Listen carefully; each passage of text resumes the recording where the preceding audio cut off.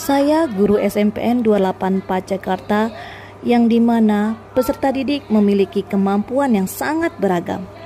Ada peserta didik dengan kemampuan tinggi yang mampu menyerap materi dengan cepat dan menyelesaikan tugas yang lebih kompleks. Dan ada pula dengan kemampuan menengah masih memerlukan bimbingan dan latihan agar bisa memahami materi dengan baik. Sementara ada siswa dengan kemampuan rendah membutuhkan dukungan ekstra untuk dapat mencapai hasil belajar yang diharapkan. Ada siswa inklusi memerlukan penyesuaian dalam konten proses belajar, terutama dalam hal materi visual dan bantuan tambahan. Tantangan yang saya hadapi adalah menciptakan pembelajaran yang lebih inklusif dengan memperhatikan kebutuhan peserta didik. Saya harus memastikan bahwa setiap peserta didik dari yang memiliki kemampuan tinggi hingga rendah, termasuk peserta didik inklusi, dapat belajar dengan nyaman dan efektif.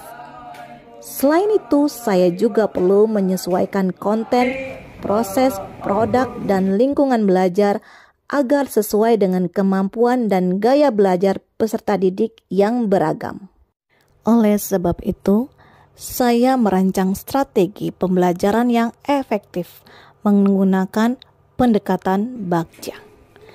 Di awal saya membuat pertanyaan, bagaimana aksen aktif, kontekstual, dan menyenangkan dalam pembelajaran berdiferensiasi dapat menebalkan pembelajaran yang lebih efektif dan pembelajaran inklusif.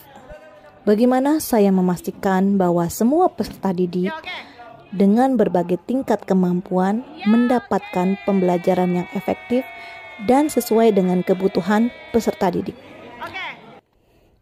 Aksi.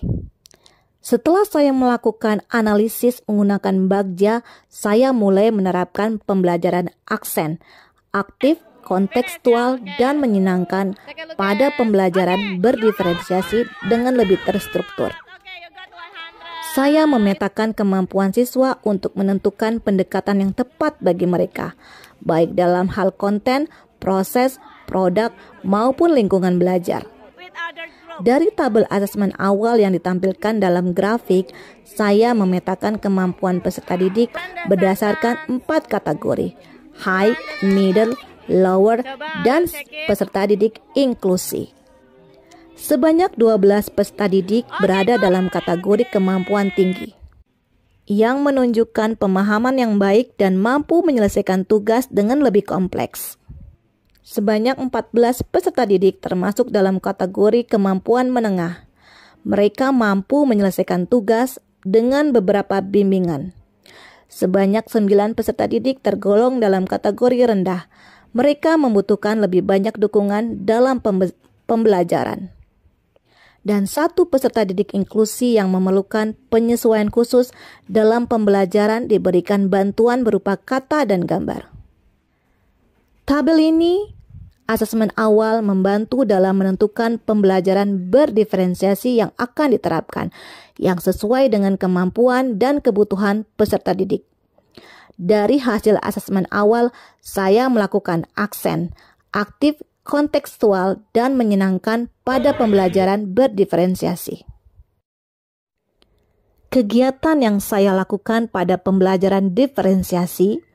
Pada diferensiasi konten, saya memberikan penjelasan materi yang bervariasi, dimulai dari memberikan pertanyaan pematik tentang pengalaman peserta didik, PPT menggunakan Canva, video YouTube, serta permainan hands-on activity, dan kegiatan berjenjang menggunakan teori equalizer dari mendasar ke transformatif, konkret ke abstrak, mudah ke susah, tergantung ke mandiri.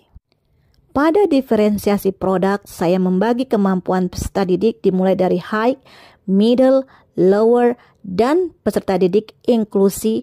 Dengan hasil produk, peserta didik yang memiliki kemampuan tinggi dapat menulis recount teks berdasarkan pengalaman nyata minimal 500 kata, memberikan mereka tantangan lebih untuk mengembangkan kreativitas dan keterampilan menulis. Peserta didik dengan kemampuan menengah menulis rekonteks minimal 200 kata, menyesuaikan tingkat kesulitan agar mereka tetap merasa tertantang namun mampu menyelesaikan tugas dengan baik. Peserta didik dengan kemampuan rendah menulis rekonteks minimal 100 kata dan diberikan bantuan kosakata yang sesuai dengan kemampuan mereka dalam menyusun kalimat. Peserta didik inklusi diberikan tugas melengkapi kalimat dengan bantuan gambar dan kata kunci. Refleksi. Penerapan diferensiasi konten, proses, dan lingkungan belajar ini membawa dampak positif pada keterlibatan peserta didik. Ini menunjukkan bahwa penyesuaian dalam proses pembelajaran sangat membantu mereka. Secara keseluruhan, saya menyadari bahwa pendekatan berdiferensiasi ini sangat efektif dalam menciptakan kelas yang lebih inklusif dan adil. Dia sudah memberikan banyak pembelajaran metode dengan game tebak gerakan, menyusun paragraf, dan membuat pengalaman rekonteks untuk memposting di Instagram. Dan juga Mistia membuat pemetaan kesiapan siswa dengan mengetahui higher, lower, dan middle untuk membuat paragraf rekonteks untuk diposting di Instagram. Perasaan saya saat mengikuti pelajaran bahasa Inggris Mistia, yaitu saya sangat senang pastinya. Saya juga bisa banyak mengetahui bahasa Inggris lebih dalam lagi, saya bisa kelas bahasa Inggris lagi, dan juga pembelajaran bahasa Inggris tidak membosankan karena banyak metode yang seru dan menyenangkan sehingga peserta didik tidak gampang bosan. Mistia sudah berbagi praktik baik kepada sesama rekan-rekannya. Mistia juga sudah melakukan berbagi praktik baik berdiferensiasi kepada anak-anak, sehingga anak-anak dapat mengikuti pembelajaran dengan sangat semangat.